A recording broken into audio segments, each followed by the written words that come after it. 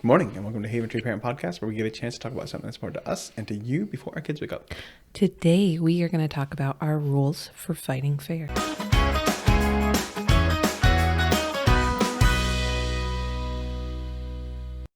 There is no fair fights here. I'm just kidding.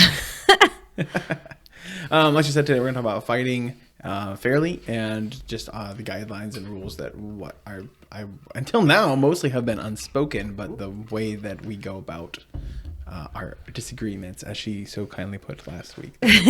Not really a fight, as I like to go into, like I said, Super Saiyan mode for like, oh no, we need to have hot dogs for dinner, not do whatever else.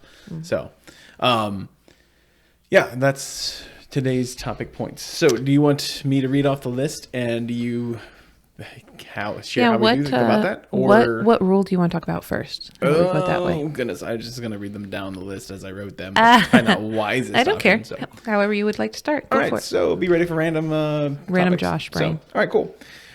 Going to bed angry. Do we do that? I feel like we have, but I can't say it's recommended. So. Yeah, sometimes. I mean, it's not something that I like. So this actually kind of goes into another topic that we have about timing. So I think we can kind of talk about both. Oh, sure. Yeah. Timing. Sometimes Josh needs time to think about whatever the disagreement is, you know? So like if I really think that we should make a purchase or like do a home improvement project. Now, you know, you'll remember last week we kind of talked about the fact that I am a planner. So typically by the time I bring something like this up to Josh, I've already thought about it a lot. And I kind of already have a plan for it. I've already, you know, spent quite some time thinking over it and whatever. And then I bring it to Josh. And then Josh wants to think about it more. And I'm not always very good at being patient.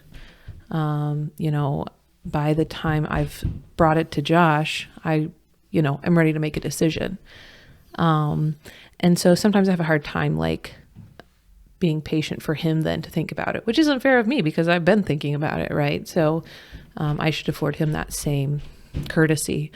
But the same is true, I think, sometimes, like, with arguments that are more like annoyance, where like he really has to think about like why I'm upset about something, or I don't know. I can't really think of a good example because we don't. It's far and few between probably. Yeah. But yeah, no, it's definitely a learned sort of shared experience where like we have to figure out how to approach a topic sometimes. Yeah. Because, you know, like you said, I definitely need that time to just process what's going on because my mind might not be fully present on the issue or have thought as in-depthly as she has. Right. And so I'm not ready to debate my decision because I don't have one. Right. Or I have one, but it's not what she was expecting me to have. Yeah. And so therefore it's now an argument and going into moderation or whatever we want to come to a point at.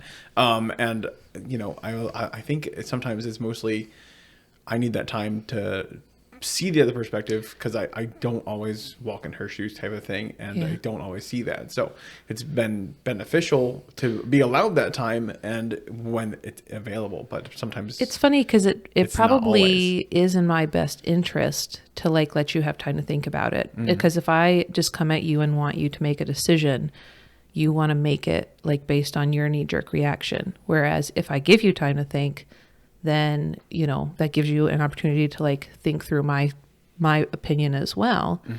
And it's not that I'm not thinking of your opinion in that moment. I just am confused and like, you know. Yeah, you need to take that time. Yeah. And I have a hard time with that. I don't like leaving the conversation still feeling at odds or feeling like we're not on the same page. I want to sit down, have the conversation, talk about it, come to some sort of resolution and leave the table, you know, ready to roll, you know? And so I don't like that, giving you time to think, you know, because I feel like we're leaving the conversation still not in agreement. And that feels, you know, that produces anxiety, you know, or stress for me. And so it is something that we've had to I don't know, learn to kind of compromise on, where there are times that, you know, you say like, give me 10 minutes, you know, not like, can we talk about this again tomorrow after I've had some time to think about it? I think that the problem with that sometimes is you forget, or like life gets busy. And so then I'm like, okay, you said tomorrow, let's talk about it now. It's tomorrow. And you're like, oh, I haven't really thought about it a lot yet, you know? And then like that, I feel like isn't fair either to, you know, be like, well, I've been waiting 24 hours. Like I've been, you know, feeling out of sorts or whatever for 24 hours. And you told me you were going to think about it and you haven't yet, you know? So I think sometimes like putting a shorter time limit on and saying like, let's talk about this again in an hour or in 10 minutes or whatever is more appropriate and has worked better for us than, you know, tomorrow. Well, and I'd say there's a roll of the dice that comes with that sometimes too, because you know, you're getting more frustrated by the delay, and like people say, like you don't want to let it drag out either. You don't want to build up that frustration. So you definitely want to make sure that, you know, things are settled enough that you can have that time and not be even more upset and explosive sort of mentality either. So I would say like when we're at our worst, like when we're not fighting fair, taking that time away, I get angrier and you hope that it's forgotten. Right. So it's sort of like I got to play the card of like, okay, how angry are you at this? Right. And do I need to... Right. So like we need to put some water on this now. Yeah, if you are being selfish, so to speak, you're going to say, let's talk about it later and hope I forget, you know, not with the intention of actually resolving it. Our first year of marriage, right. I was like, let's, you know, talk about this in 3 weeks when you don't forget about it. Right. Whatever. So, and like, and if I'm being selfish in an argument, I'm getting angrier and angrier and angrier during that 10 minutes, during that hour, during that 24 hours that we're waiting to come back to it. And I'm like, it's time is ticking away and I'm stressing out. Like, I have to go up with an answer. And so, you know, so we have to both. It's not good for me either. It's not good for her. So, you know. So we do both have to like, just be conscientious of that. And like, if we say like, you know, this is something Josh, you know, says I need to think about this and come back. I have to kind of fight that selfish instinct to get angrier, and you have to fight the instinct to just like hope it gets swept under the rug and forgotten. Cause she will bring it back up. I'm like, what? You remembered? Oh no! Like, why is there a timer on your phone for this? So you know, so it is something that like, but I do think that there is value in it too, where you do need that time sometimes. You know. And so I have to be understanding to that, even if I don't like it.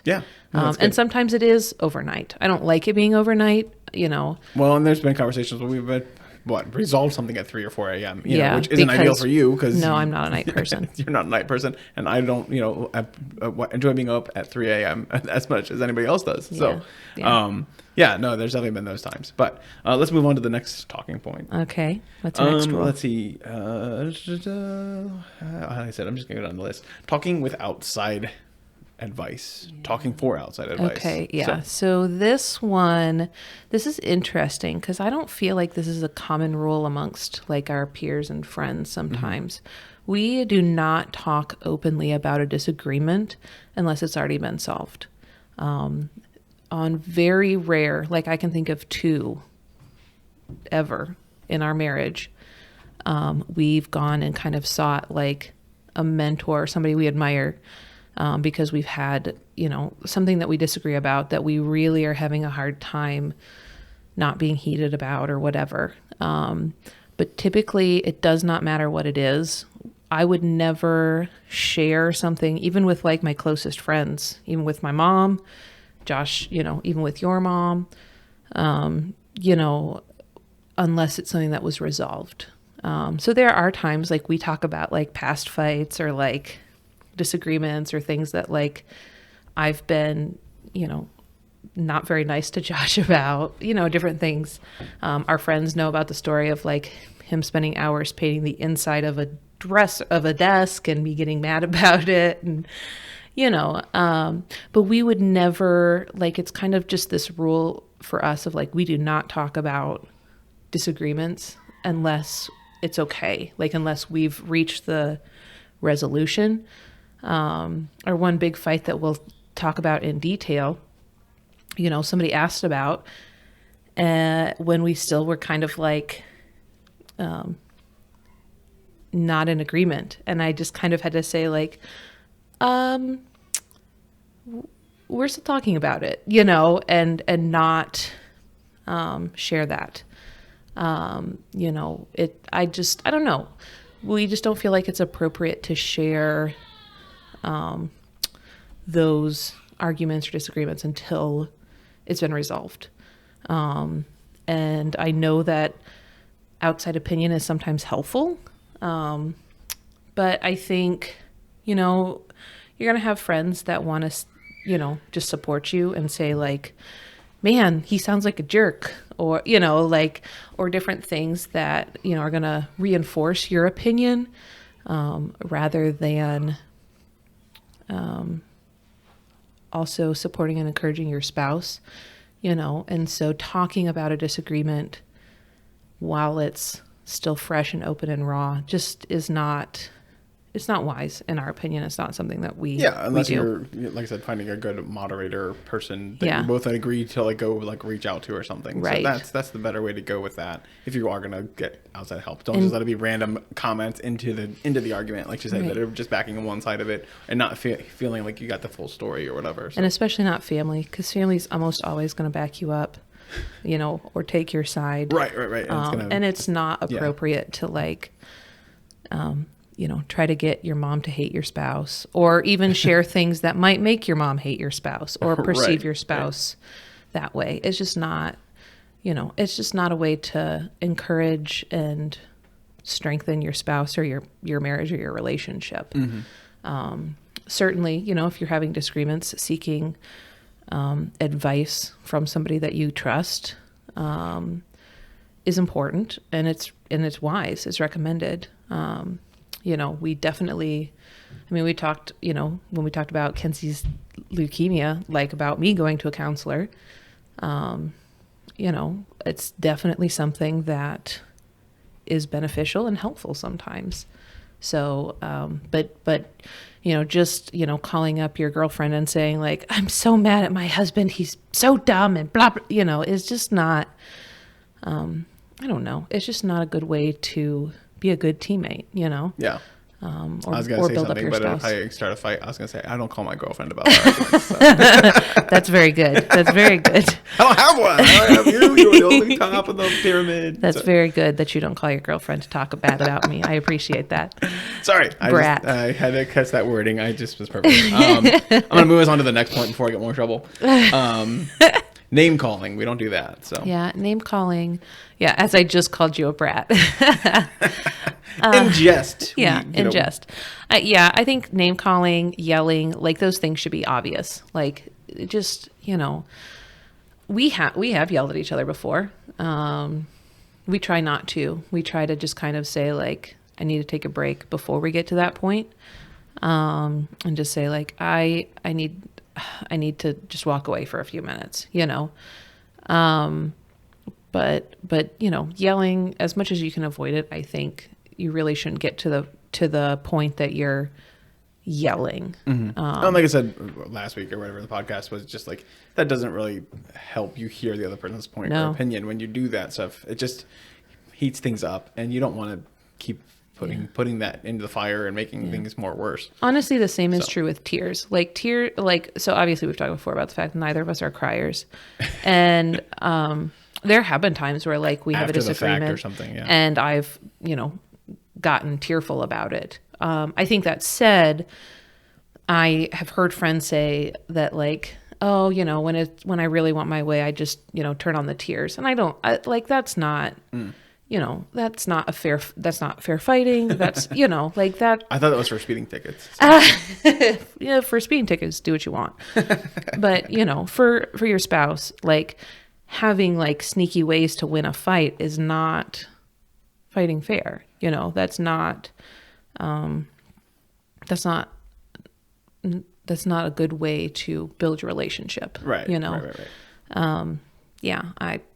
And I think, again, like thinking back to like what we talked about last week of like remembering at the end of the day that like you're a team, and really, approaching any disagreement as like we're a team and we both win or we both lose, rather than like, how do I, get my way, is important. Yeah. I think that emotional stress isn't good for either of you. No. If you're going to try to play your emotions to get their responses that you want, like Right. that's never a good thing. So I've always said, like, I don't appreciate some people that are like very facially expressive about like their opinions about what's going on currently. Yeah. I don't know. I watch faces or I observe faces, and you see people's tells. That's it. Their poker face or whatever you can call it. So people that are poker face, I like that. People that share their emotions expressively, it's as long as they're good emotions, great, perfect. But when it's like using it against you to win a fight or whatever, it's not, just because they can, yeah, it's not wise. So I think, again, like some of those obvious things of like listening to what your spouse has to say rather than thinking about your next point. And at the end of the day, regardless of what rules you have for fighting fair, remembering that you're a team with whatever disagreement, I think is the most important. Looking for how do we win together is the most important. And so all of these other things are kind of like ancillary or ways to support that idea. Yeah. I think also with talking to other people, thinking about the way that you talk to your kids about your spouse is really important. We could probably make a whole podcast on that. But I think, even when you're irritated or annoyed, even about silly things like, socks on the floor or whatever. And I think typically wives are worse than husbands about this. I could be wrong. I don't know. I feel like husbands are more likely to like make comments to their friends, like, my old lady, blah, blah, blah, whatever, which I know you hate that term.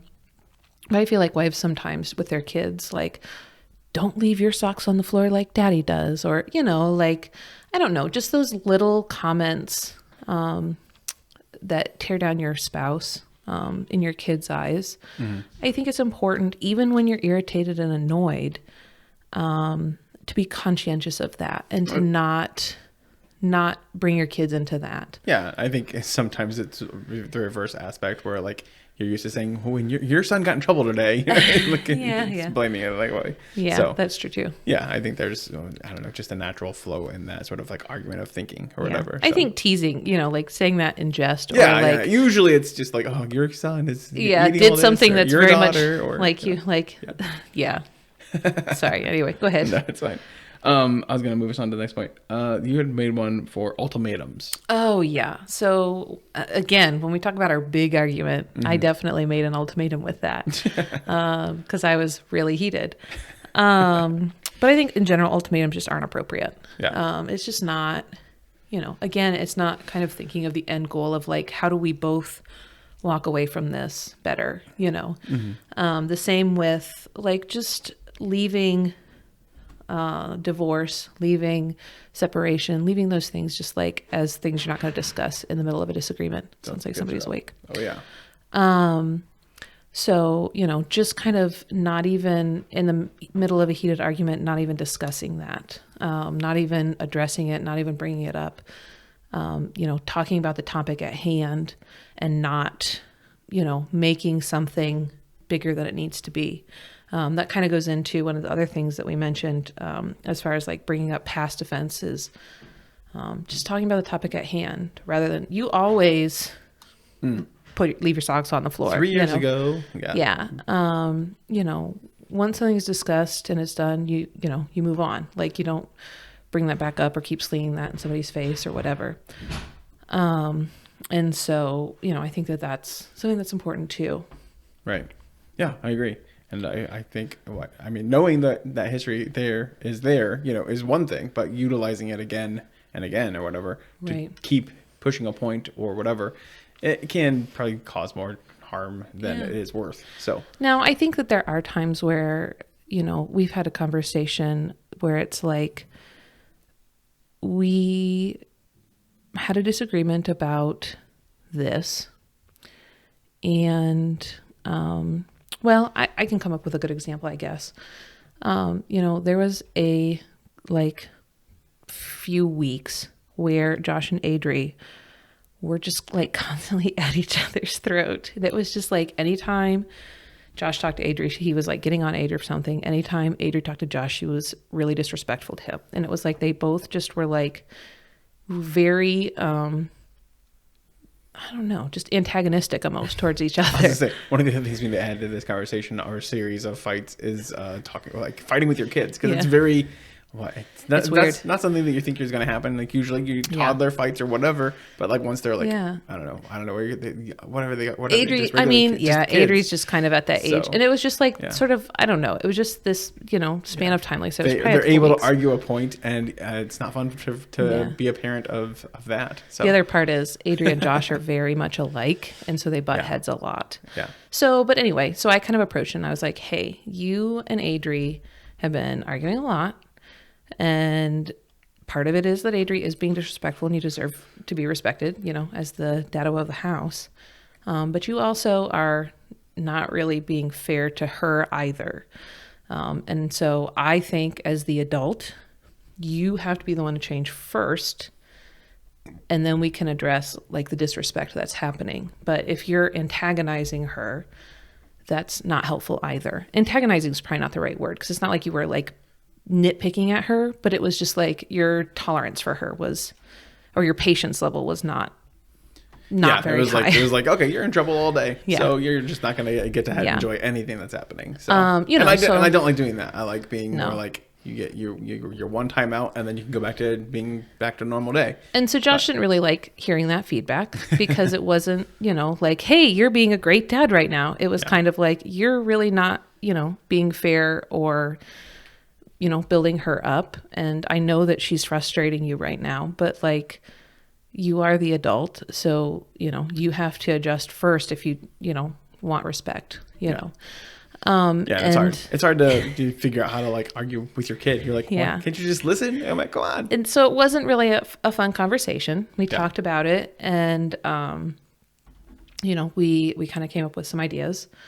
And then, like 5 days later, I was bringing it up again, like, hey, I feel like you still are not being fair to her. I know things haven't changed. I know we talked about this.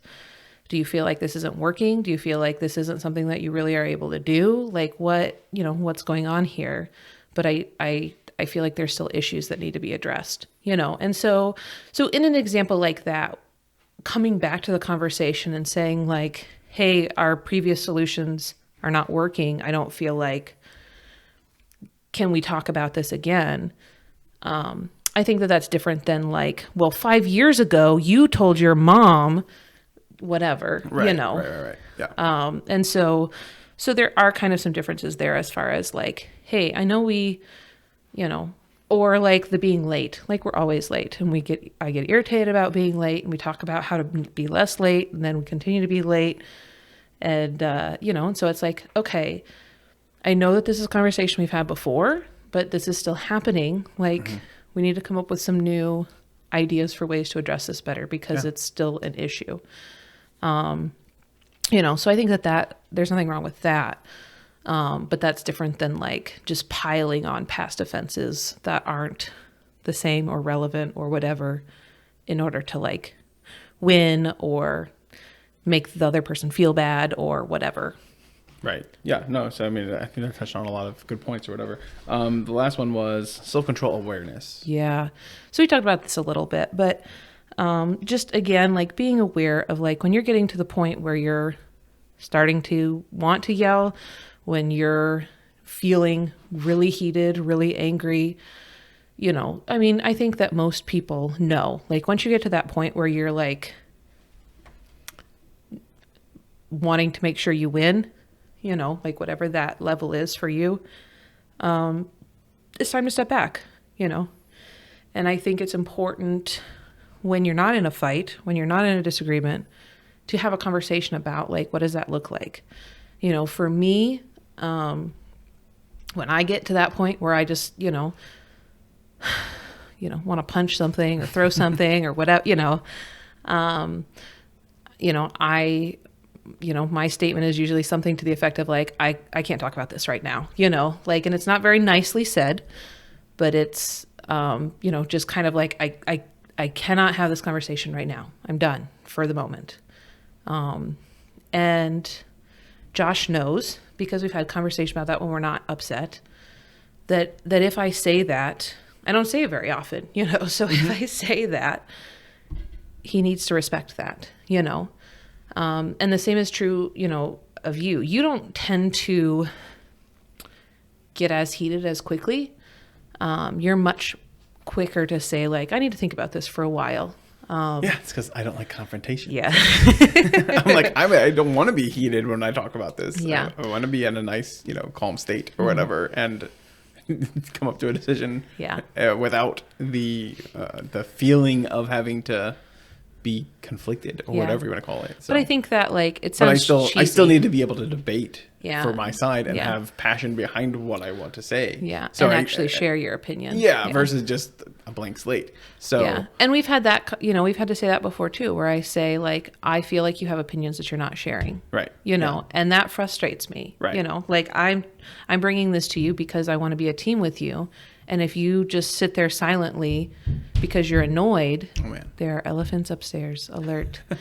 If you sit there silently because you're annoyed, that's probably the main thing that does make me angry. Like, usually I'm okay with just like having a conversation. I'm trying to sit there and just be listening and like trying to absorb but the if he argument. just like sits there silently and you can just see like he's wanting to say something and he doesn't, that's the one thing that really does make me keeping everything irritated. Internalized for myself to process. Yeah, I don't like that. So that is the thing that'll make me irritated. But yeah, I think that, just kind of having that conversation about, like, if I say I need a minute or I need space or I'm just getting, I'm feeling overwhelmed with this conversation right now, or whatever it is that, like, would be natural for you to say when you really are, when you're getting angry, and that may be the easiest thing to say. Like, I need to take a break and that is probably like, I need to take a break because I'm getting angry right now, like, you both need to be able and allowed to say that and walk away, because again, you want to fight fair and you want to be a stronger team. If you're fighting just to get your way, then you don't need to be having the conversation anyway. That's never the way to approach a fight. I don't think. I can't think of a single time that approaching a fight to get your way is going to benefit your marriage. So I think that it's unwise. Yeah. I think that was our last point, because I think you sort of melded in the other two. I know. So, I think I kind of that was meshed great. Some together. Cool. Great. If you have any other ideas for ways to fight fair, things that you think are important that we've missed, or you disagree with some of our rules, we would love to hear your opinions on how you fight fair, or what things you would add to our list. Until the next adventure. Bye. Bye.